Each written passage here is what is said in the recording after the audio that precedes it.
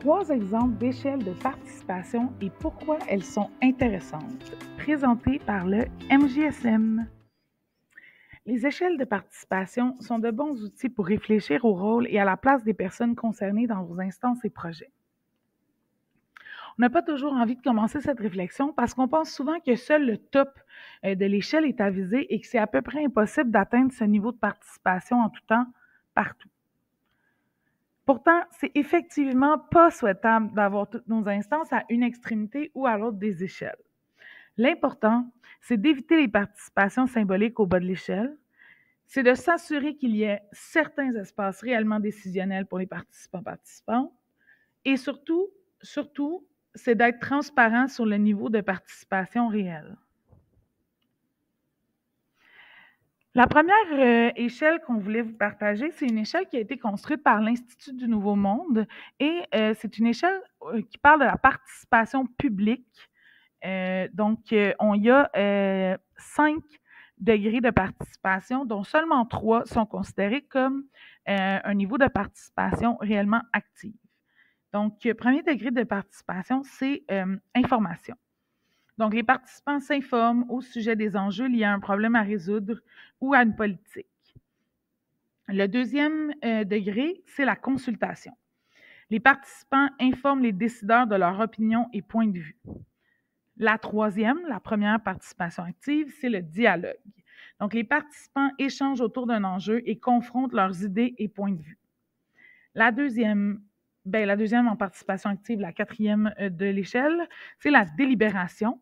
Donc, les participants formulent ensemble un avis sur une question précise. Et la dernière, c'est la co-construction.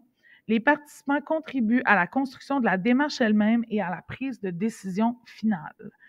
Nous, on la trouve intéressante parce qu'elle aborde là, un aspect de la participation au niveau citoyen, au niveau politique publique, qui est différent un peu des autres échelles.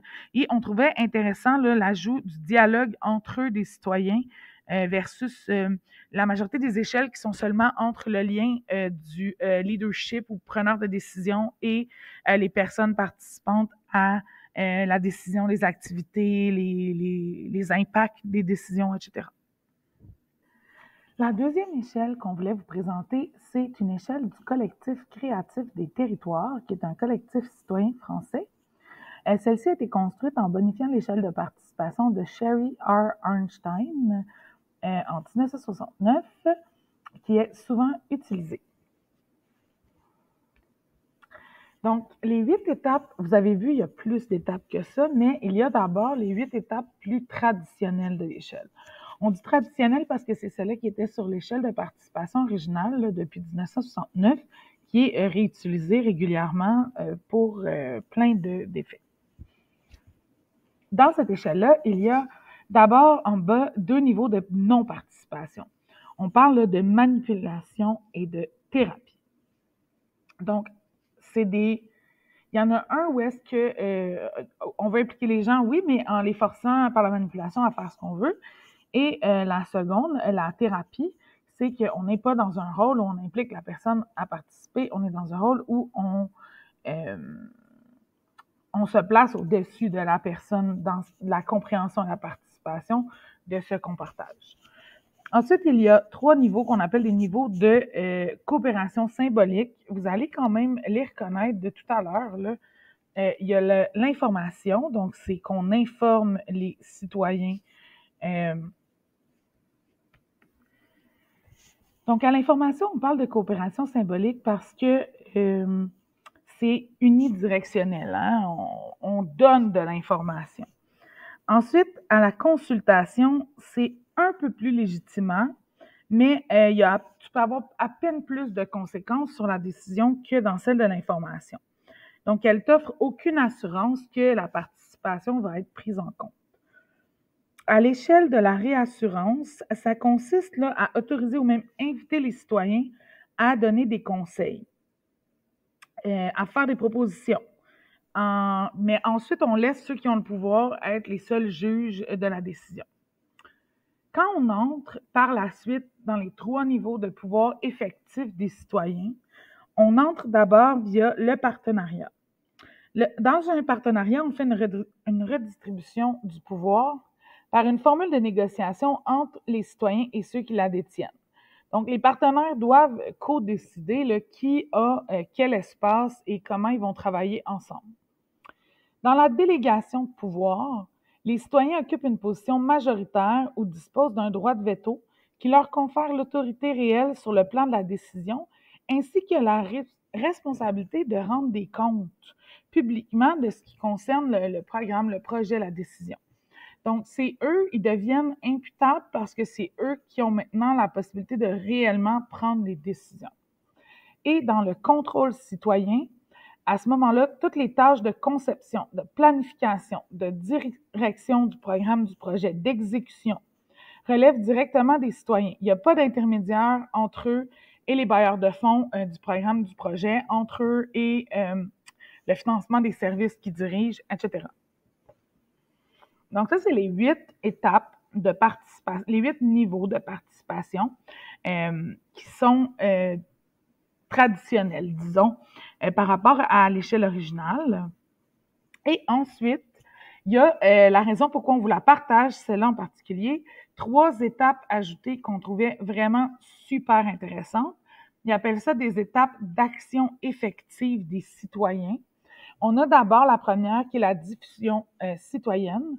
Donc, les citoyens sont fédérés, là, se sentent concernés collectivement autour de la définition du programme et c'est eux qui ont le rôle de mobiliser les parties prenantes nécessaires à la mise en œuvre du programme.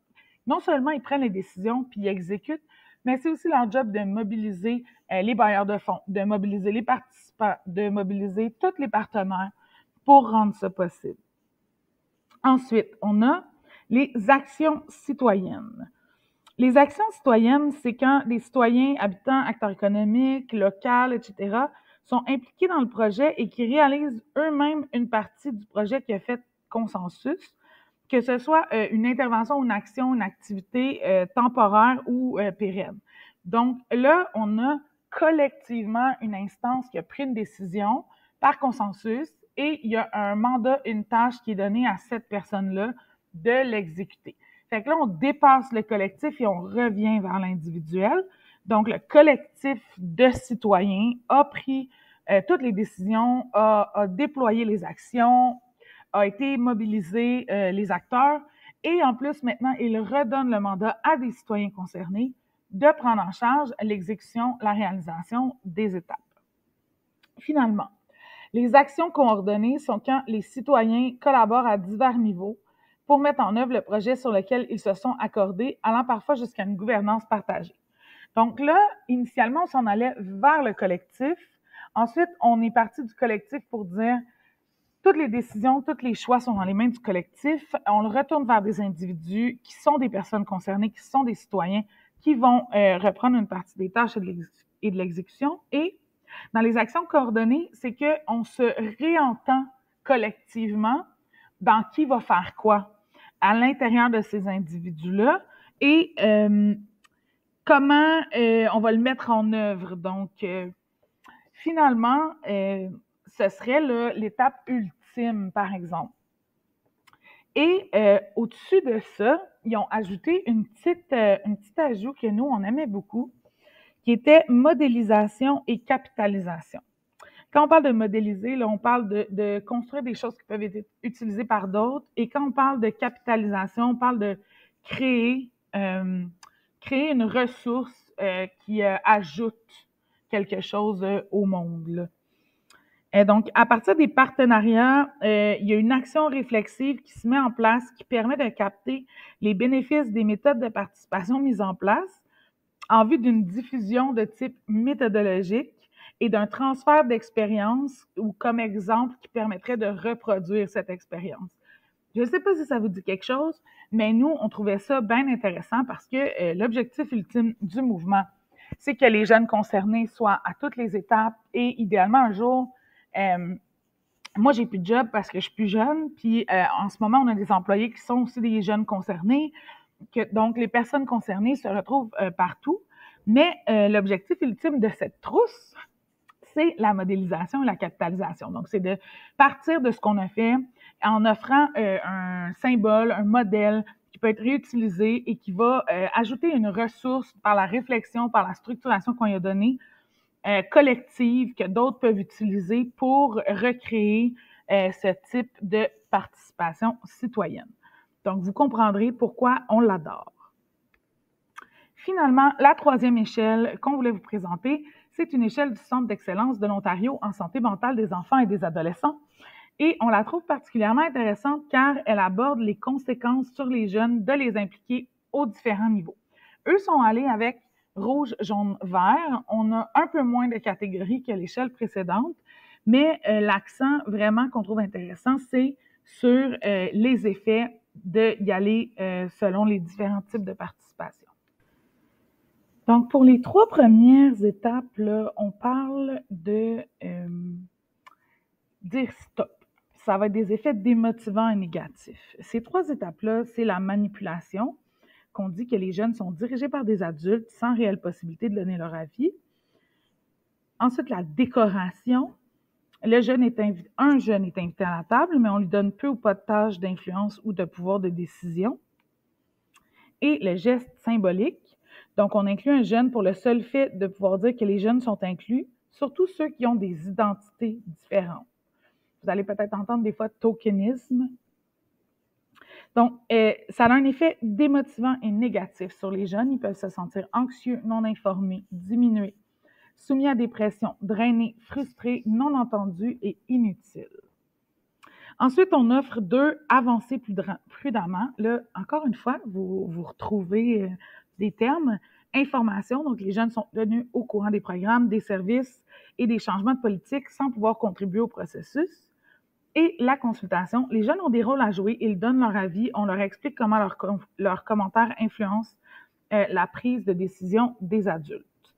C'est positif ou neutre. Donc, selon la manière dont on les mobilise, les jeunes peuvent s'être sentis écoutés et valorisés correctement ou seulement s'être sentis écoutés de façon sélective et sous-utilisés. Finalement, le « allez-y », c'est l'élaboration conjointe et le partenariat. Donc, les jeunes élaborent conjointement tous les projets, services et processus qui sont importants pour eux ou qui les concernent. Ils ont la possibilité de diriger des activités, de participer au processus décisionnel et de travailler en tant que partenaires égaux avec les adultes. Les jeunes et les adultes entretiennent des relations authentiques, donc sincères et fondées sur la confiance et la collaboration, dans lesquelles l'expertise et l'expérience des jeunes est respectée et appréciée. Ça a un développement positif sur les jeunes. Ça offre des services et des résultats améliorés. Les jeunes pourraient en tirer des capacités accrues, un sens du devoir, de la confiance en eux, une motivation à apporter une contribution significative.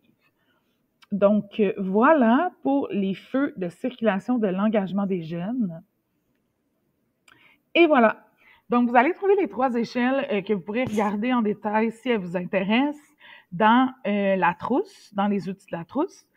On espère qu'en choisir une pourra nourrir les réflexions et les discussions que votre groupe va avoir sur la place des jeunes et de leur participation.